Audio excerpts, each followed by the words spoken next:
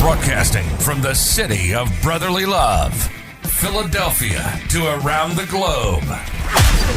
You're listening to Shark Bite Biz, your exclusive place for business strategy, sales, marketing, and tech in the roaring 20s. And now, here's your host, David Strausser. It's time for the newest episode of Shark Bite Biz. I'm your rock star wannabe host, David Strausser, and this is your place to learn how to grow a business during complete chaos. Today, we have one of those amazing entrepreneurs, somebody who ended up doing what they loved and turned it into a successful business franchise. Somebody who built something with just one location and now has over 50 by believing not only in franchising, but allowing others to share in his success, to share in his dream with a proven business model. We're also going to talk about how our guest's belief in technology actually had his business ahead of the curve and prepared them for this pandemic. We're going to chat about the importance of monitoring statistics and how hard the food industry has been hit during COVID-19. This is an amazing story all around, and I think you are going to be inspired by this episode. So who is today's guest? So glad you asked. Jim Johnson of mrjims.pizza. Jim Johnson, founder of mrjims.pizza, a popular pizza chain operating across the U.S., opened up his first restaurant in 1975 with the goal of favorite local pizza place. With high-quality ingredients and a distinctive and tasty crust, he achieved just that, and soon he was selling franchises throughout Texas and beyond. He was also the first pizza chain to implement 100% of the stores with online ordering, and today he has nearly 50 locations across the U.S. and is continuing to expand his pizza empire thanks to the administrative technology he applies. So without further ado, let's bring in the very lovable Mr. Jim on in here. Business strategy. Jim, welcome to Shark Bite Biz. And you with that big slice of pizza right behind you have just became Shark Bait. Yeah, we're going to do this. So we have a tradition here in the show. Very first question is, what is your experience? What is your background? What makes Jim Jim? Or should I say Mr. Jim? Yes, Mr. Jim. No, it's funny. I've been Mr. Jim for 45 years now. And I have really good friends. Even my kids will call me Mr. Jim now. So wow. It's kind of a weird thing. And I talk about Mr. Jim in the third person because he's this identity who's famous, see, because I'm on TV and stuff. And anyway, I'm a pizza man. I started working at McDonald's as a young man, a teenager. And I really liked the system and the idea. And I went to Hamburger University. I was second burger in my class. Archie, runner up. Yeah. And I'm there. So in 1975, I had an opportunity. Something weird happened with McDonald's management, where a guy who was more social. Got promoted beyond me and stuff, and it just didn't seem right. I didn't want to be in that environment, so I wanted to get out on my own. I looked at maybe working for a different McDonald's guy, but I went out on my own and opened the first mrjims.pizza in Westland, Michigan in 1975. And in 1977, I moved to Texas and I opened another store. In 1981, I sold my first franchise and been very diligently working at that for the last 45 years in total. And now I have a small chain of 51 locations. Wow. And most of them are in Texas, but we do have one in Las Vegas, Charlotte, North Carolina, Kenner, Louisiana, and there's 3 in Wyoming, of Yeah. all places. And I'm a pizza man. Yeah, no, that's no small feat at all. Quite impressive. So, one question I had there is, you said that you were kind of drawn into that business. Was it just fast food? Was it just food service in general? I mean, what part of that did you really find attractive? Well, I guess the idea of being able to get something that could be replicated, um, Hmm. the idea of having a lot of people making this thing with my brand on it. I basically wanted to have time for myself.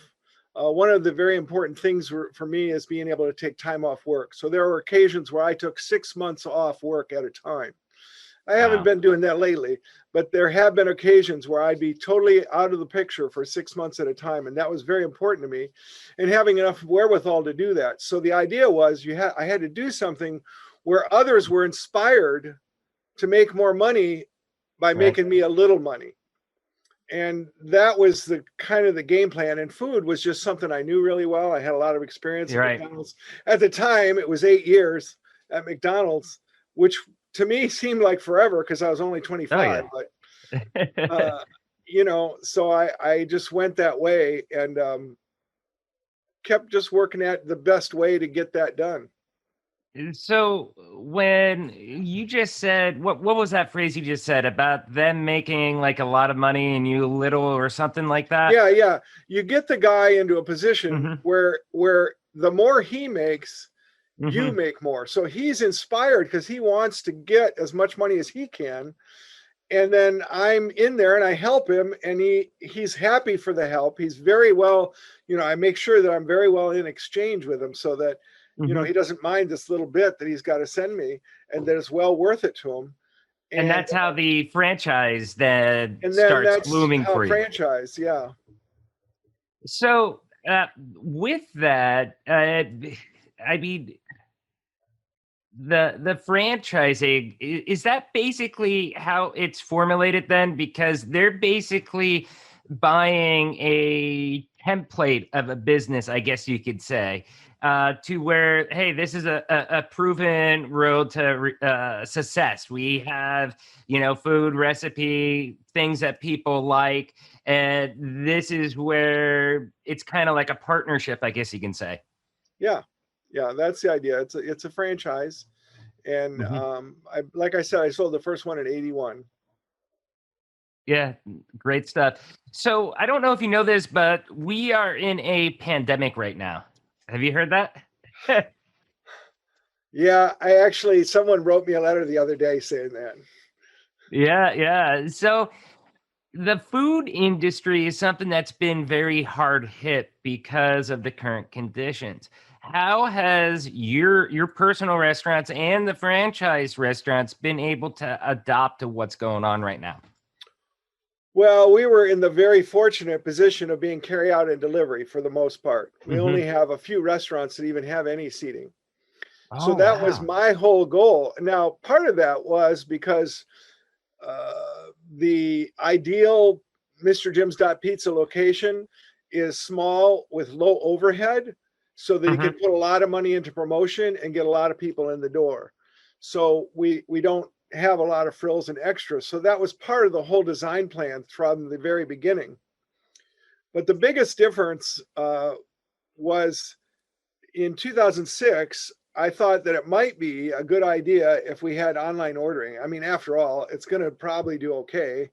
And I see some Yeah. other companies doing it, so I may as well do it. Although my personal thought at the time was, who is going to go online? Remember, you had to go online, Yeah. and so who's going to go online, find my site, sign up for an account, put in all their information, put the thing in, figure out how to use it, place the order when they can call me on the phone and go, hey, it's Joe. And I go, oh, Joe, I have your pizza order that you got last week right here on the screen. Do you want it again? Boom. But I Yeah. put my foot in the door, and finally, 14 years later, in 2020, it became a big thing. It was Right. almost as if customers thought phones spread the disease. They Oh they, yeah. they were ordering online more than ever, and it's I like, don't know why it is, but with me personally, I'd rather order online than on a phone. And I think what it is that doesn't matter if it's Uber Eats or, for example, our favorite pizza restaurant out here, Ray's Pizzeria. Sorry, we don't have you out there, but Ray's Pizzeria, locally owned shop here, really good. They do have their site online. And what I like about it is, on the phone, it's almost like if you have a menu in front of you, you kind of have to know what you want. Whereas when I go through online or through the app, I'm able to customize it. I'm able to get it the way that I want and even find out that there's options available that I probably wouldn't have found out otherwise. yeah, I think there's some truth to that. I don't have survey data, but it does seem like, there's an agreement with the customer and the employee to get it over with. Mm-hmm. When they're on the phone. When they're on the phone, Yeah. they go, let's get this done. They both want to get out of there. So, but Yeah. when you're online, you don't have that. You go, hey, Sally, what did you want? And Joey, did you want pickles on that again? So Right. I think it's a lot more conducive to the guy maybe ordering. And we have found that our online orders have consistently been about 25% more than our phone in orders. Yeah. I mean, that's totally true because I'm able to, walk around the house with my cell phone, getting everybody's orders and fighting with my wife the whole time as she changes her order 7 times. Yeah. And nobody's Now try perturbed doing that over because the phone. yeah. It's nearly impossible to do that, and it's embarrassing too. That I think that's the biggest thing because with my wife, it's so hard to get food choices out of her that once we finally agree on the place, can't agree with what she wants, and I'm trying to talk to somebody, and it just gets like, oh my god, I'm embarrassed. I'm never going to see this person probably, but I'm still embarrassed. And I don't have to go through that online. It's like a more anonymity, anonymously to where, I just don't have that weird, awkward experience of ordering. Yeah, I think you're right. I think a lot of people feel that. Like I say, I haven't really surveyed it. So that's really anecdotal from different snippets Mhm. of conversation. You But should I think that's survey it. true. I mean, I think Yeah. going back, I mean, that I think would be an excellent point for you to, give a survey to all the people that ordered online that you have the emails for, Well, and find out what drives them ordering online. we do that. We do a lot of survey work, but I just this anecdotal thing of why Okay. do you, this emotional thing, like you said, the embarrassment. You're not gonna. It'd be hard to find that on survey. Does it embarrass you to call a pizza place? That. But we do surveys all the time. We do invoice surveys all the time. We do Google Analytics. Mhm. A lot of what I do is based on statistics, and Right. you talked about analytics with another one of your guests, and Mhm. we're very big on statistics and analytics and using things like that.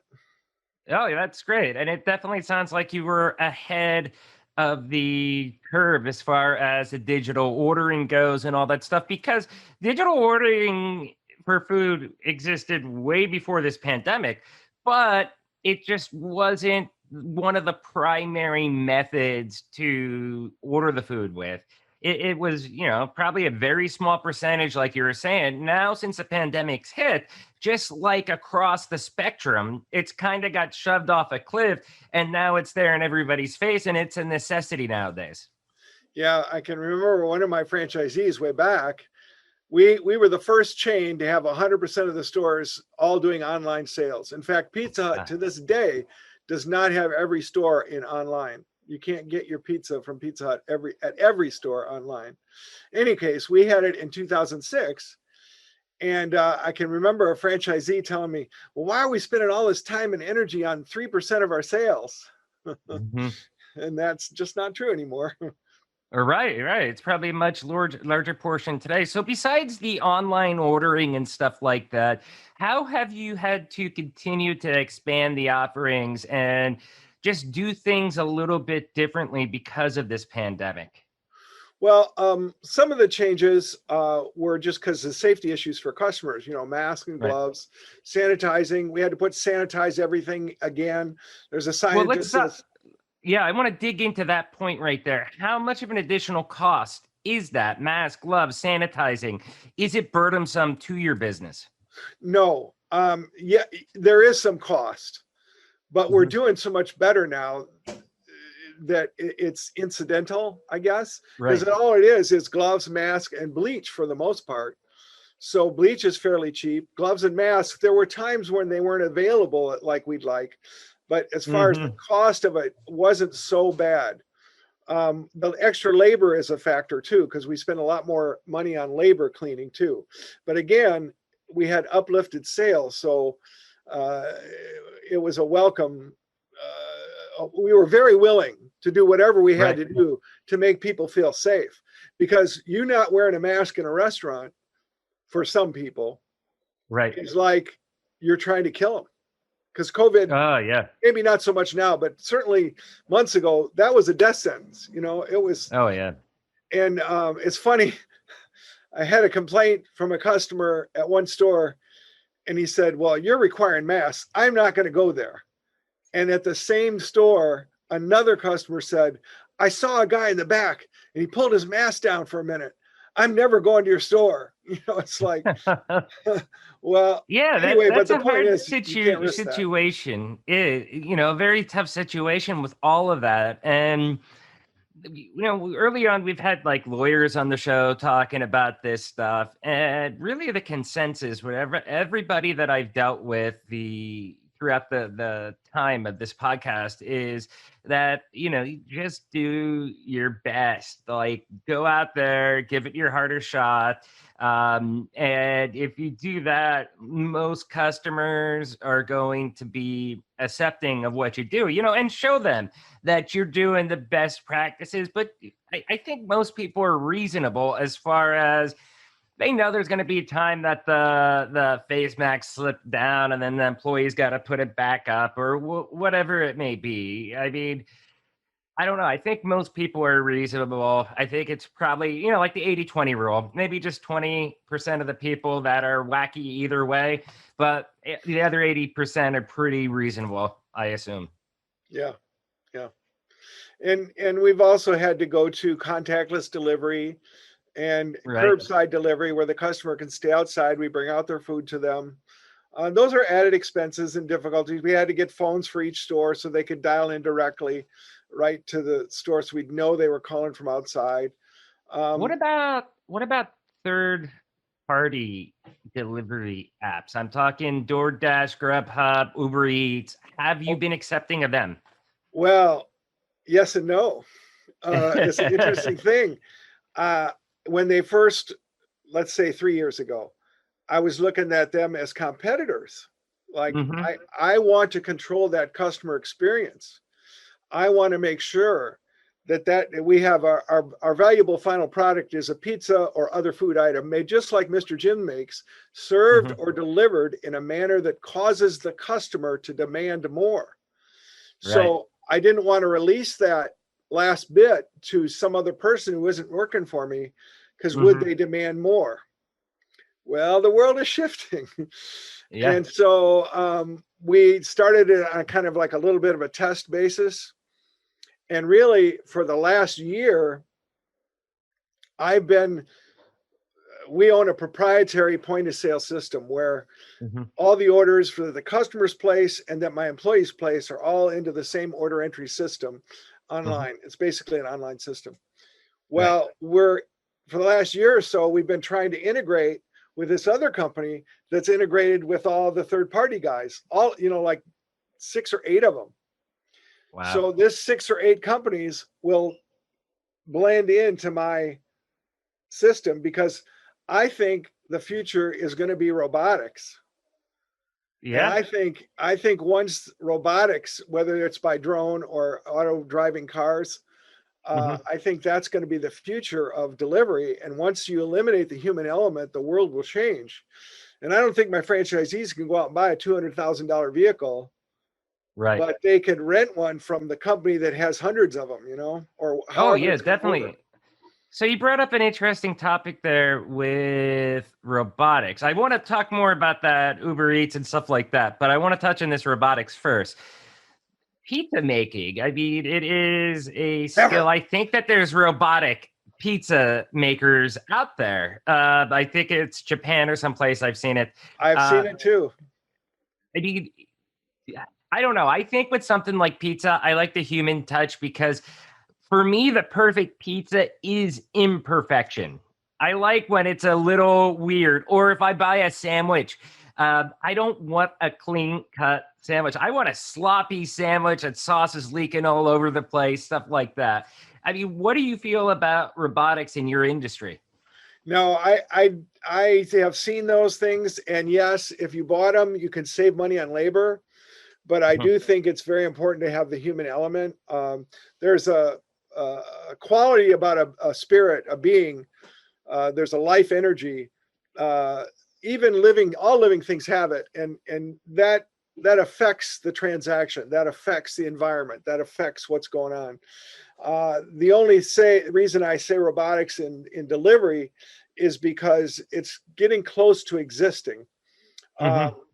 I have a friend who had an Uber ride in We're Las very close. Vegas. Yeah. I had a friend in Las Vegas who had an Uber ride in a driverless car. He was in an Uber Wow. that was driverless. Now it had a technician and a driver like this over the steering wheel, but Right. it was being driven automatically, and that was 3 years ago. Yeah, I think it's California that just issued the permits as far as allowing driverless cars without technicians now.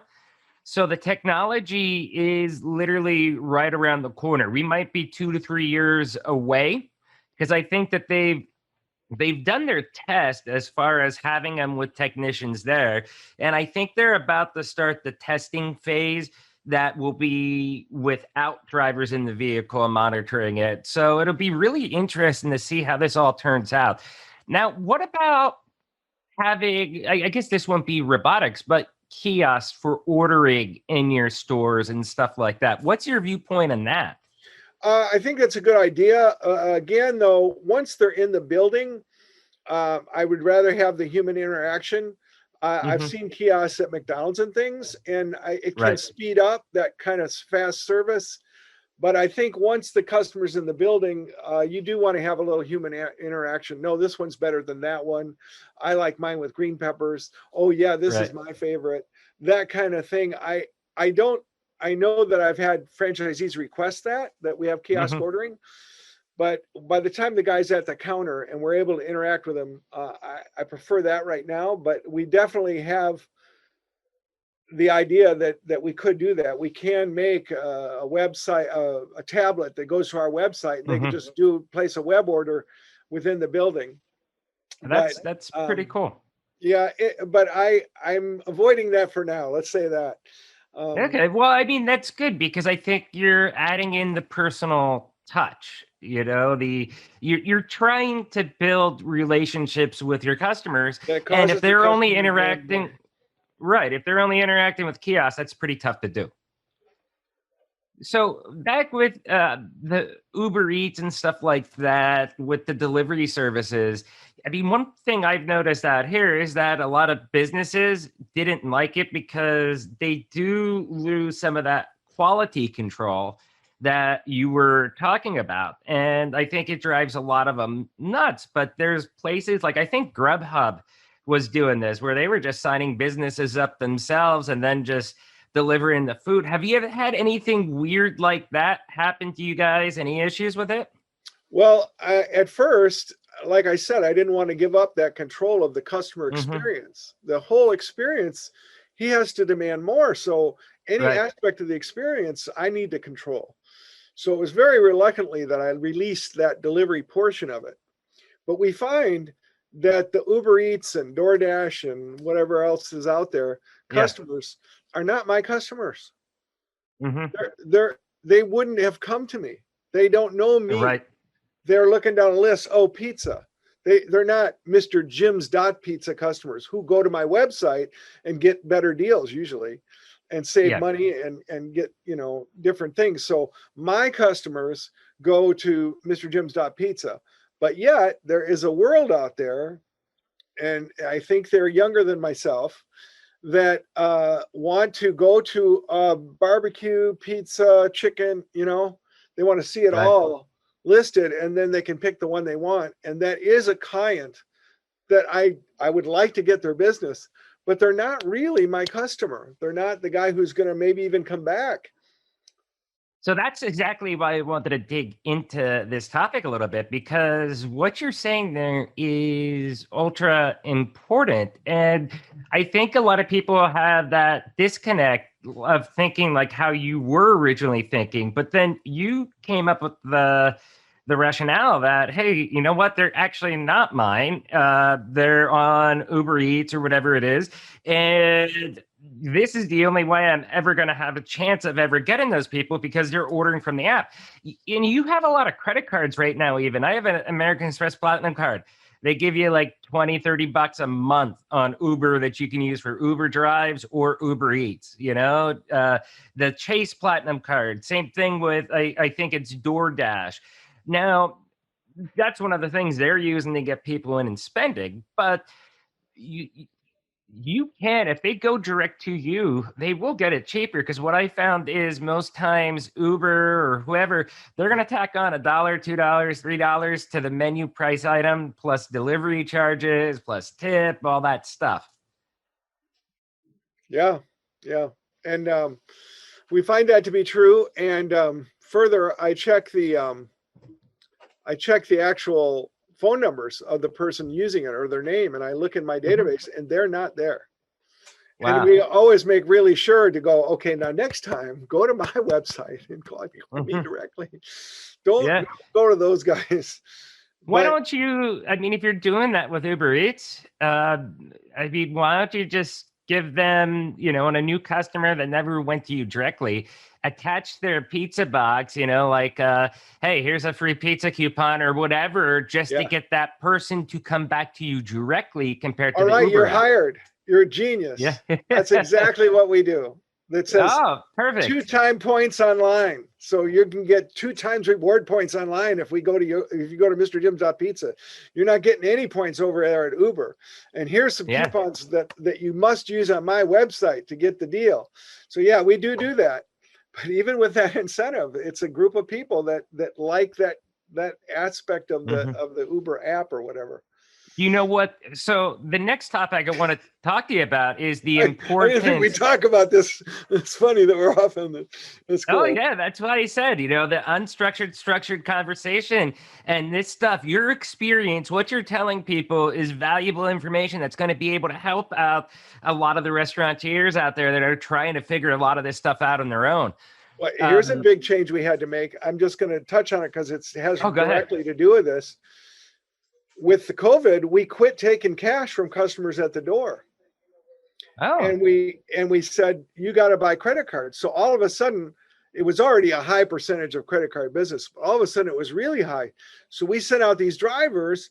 And then normally at the end of the night, you give them their part of the cash, their tips and gas money, as currency, because they need that money for gas tomorrow to get to work, or the beer that night, depending.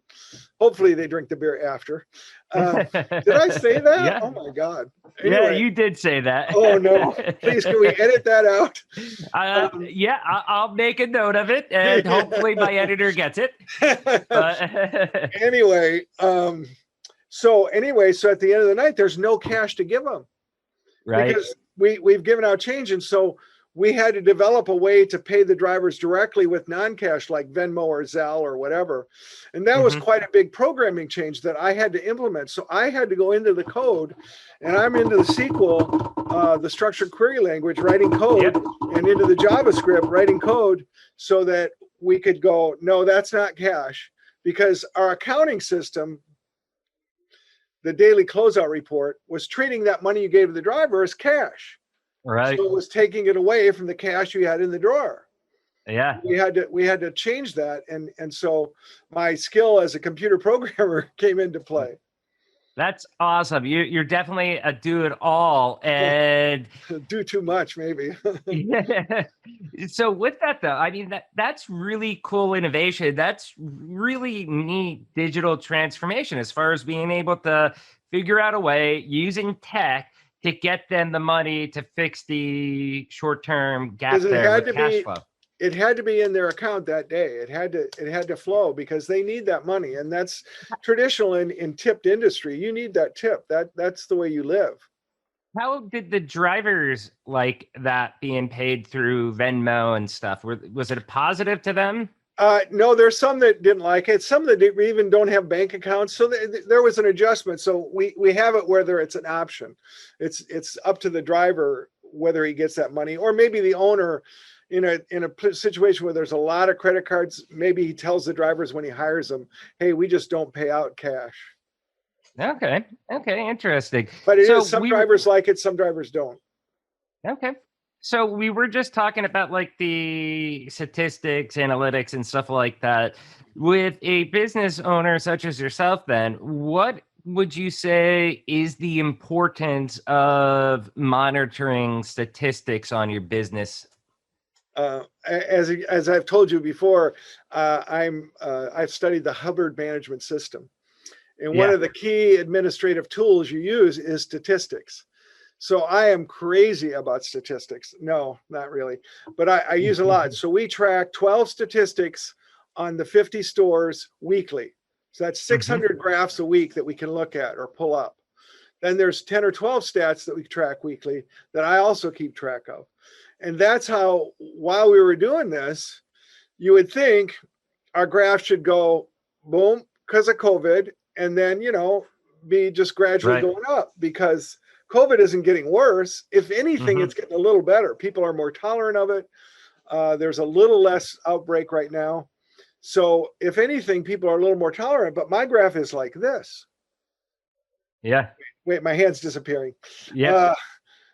My graph is like this, and it continues to grow. Well, what could that possibly be, except that we are in fact delivering that better than expected dining experience. There'd be no way that those people would come back unless we were actually giving them, what they want. And with my website, I get customers who don't understand it or whatever, and it frustrates me because I want the website to read their mind and give them what they wanted, not what they clicked on. a guy ordered an extra large a guy ordered a medium pizza and got 40% off on it, and it was like cheaper than, it was really cheap. And he comes in the store, he goes, "What's this?" "Well, it's a medium." "I wanted an extra large." "Well, you ordered a medium." "Well, I'm supposed to read all that?" Yes, in fact you are. You got it. It was in your cart. It was in your confirmation email, and you should have known it as soon as you got the email that it was the wrong size. Call us back and change it. But no, it's like, what? It was my fault that he had to read the website. And I agree with that to a great degree, that I want it to be able to read their mind. Some of the changes, what's really cool about owning the software is I myself can go change it when we need to. So I look at statistics and I might change something based on that, but I'll get a customer comment.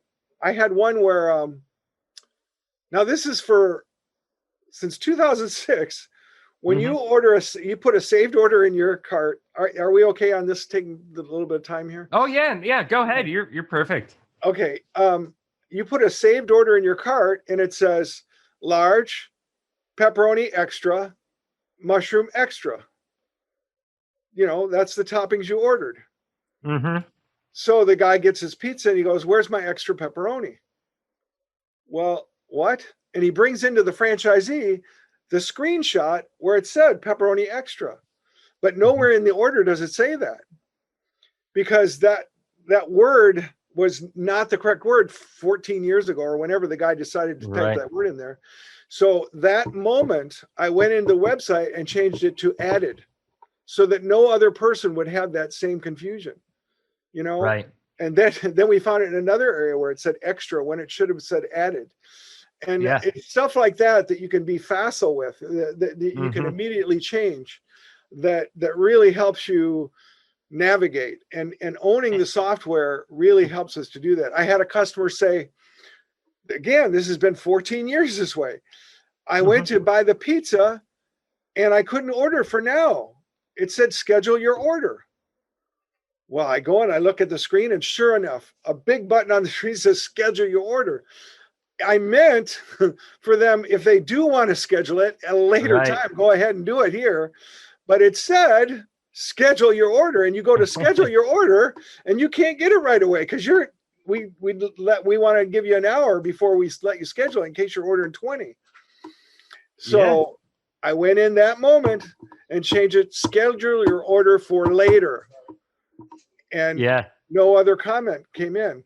So it's things like that, and being able to do that, that's really cool. And of course, I had to learn programming to be able to do that myself. Now I have a team, I could have them do it, but I like and to that's the value of somebody like you that learned some basic things about tech. I mean, you don't have to be a true expert to make some of these minor tweaks and stuff like that. You just have to have a solid foundation of how this stuff generally works, and you can make little tweaks like that on your own. You know, I think it's pretty cool. Well, also the Google, man, any question, make the letters blue. Oh, there's 5 different ways. I want this to add this and this, but not this, put in that. Oh, there's 6 different ways to do that. Which one do I understand? Okay, I understand this one. Let's do it. Yeah. So we do got to get wrapping up. I do want to end with one final question. This has been awesome so far, Jib. There's a documentary that was made about your life. How about you tell us about that? Thank you so much. Yes, on Scientology.tv, you can go to meetascientologist.tv/Mr. Jim. And you can see how I started on a shoestring and the various things that I went through to get going, and a couple of the things I went through. And it's really a cool thing. You can also go to my YouTube channel. We do this thing called Mr. Jim Delivers. So we don't tell the customer, and Mr. Jim goes out there with a camera crew to their house. And we go, hey, I got your pizza order here, but I also brought something for myself that I'm going to share with you. Can I come in? And many people let me in. A couple didn't. Many people let me in, and we interact, and it's kind of funny. There's one where I almost destroyed the guy's home, so you might want to. Oh, I'm definitely going to make sure that we check that out. I'm going to put the links in the description below if you're on YouTube, Spotify, Google Podcasts, iTunes, wherever you're watching or listening. We'll have the links. And again, what's the website for Mr. Jim's Pizza? mrjims.pizza. In 2015. We changed the brand. I wanted to call it Mr. Jim Pizza. I wanted to change the brand to bring internet into the mind of the customer just by saying the brand. And so I wanted to call it Mr. Jim Pizza at mrjims.com. Yeah. And nobody liked that. But then when .pizza domain names became available on December 10th, 2014, I was first in line to buy one. In fact, I said, you know what? I'm going to buy .pizza as the TLD, the top level domain. And then anybody who wants .pizza has to come to me. I'm going to be rich. I go to ICANN, who owns all this naming stuff, and they go, sure, come on down. To sit at the table and bid on it is $185,000. Wow. To sit at the table. And then it actually got bought for $34 million. Anyway, so I didn't do that. I waited till the 10th. Oh, you didn't. Hold on. You did not spend $34 million on .pizza? I'm sorry. I missed the boat on that, I think. Yeah, you did. Yeah. Anyway, so in 2014, we had that name. And in 2015, by January, we had the logo changed, the brand changed, the name, the website changed, everything. So it's mrjims.pizza. And I always say the dot, just because I do. Yeah, that's fine. Well, you should, because that's, a lot of people, I think they're still getting used to having things like .pizza and stuff like that. So perfect. Again, the pizza behind you looks delicious. I am now dying for a slice of pizza. Thank you, Mr. Jim. It's the pizza that made me famous. Yeah, it looks amazing. It Mr. does Jim, look sticky amazing. fingers. Yeah. So, Mr. Jim, thank you again for coming on here. This has been helpful. It's been awesome. We've loved talking with you. And after this pandemic ends, would definitely love to have you back again. Okay, good. Yep. Thank you. Cheers. Thank you. Great discussion with Mr. Jib. I got to tell you, I am still hungry. Pizza is my weak point.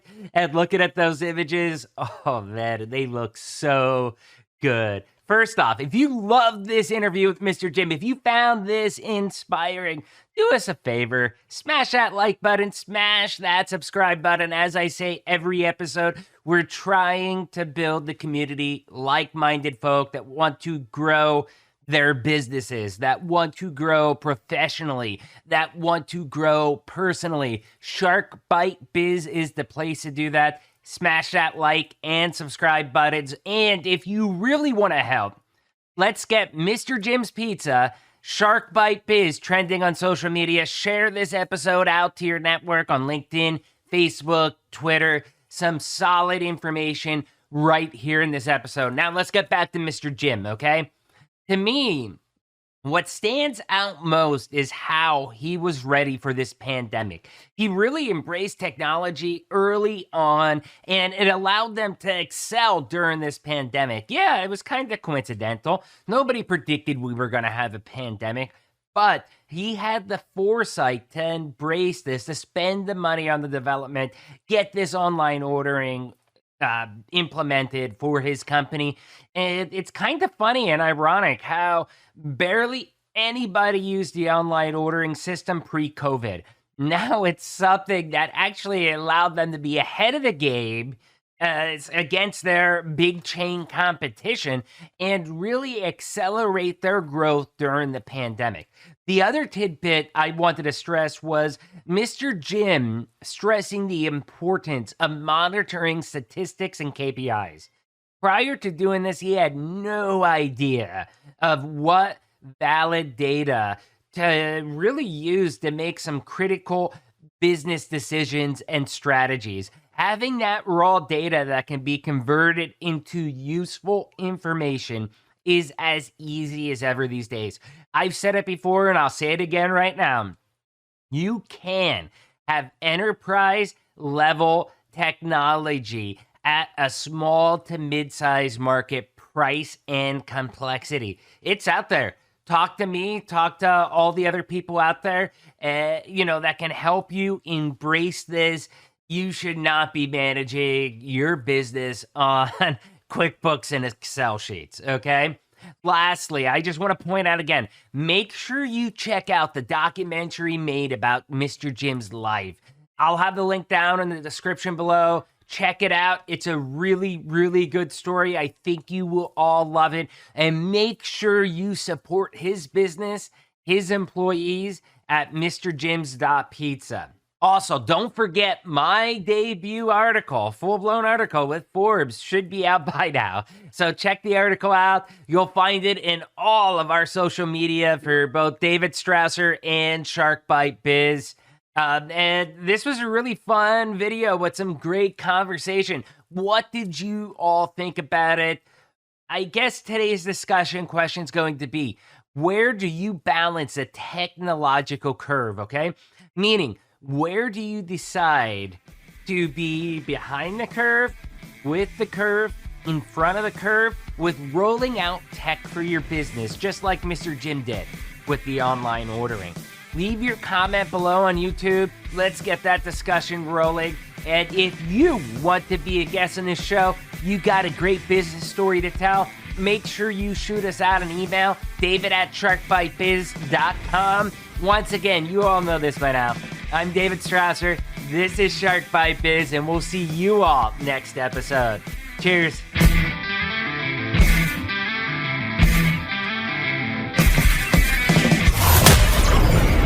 Thank you for listening to Shark Bite Biz.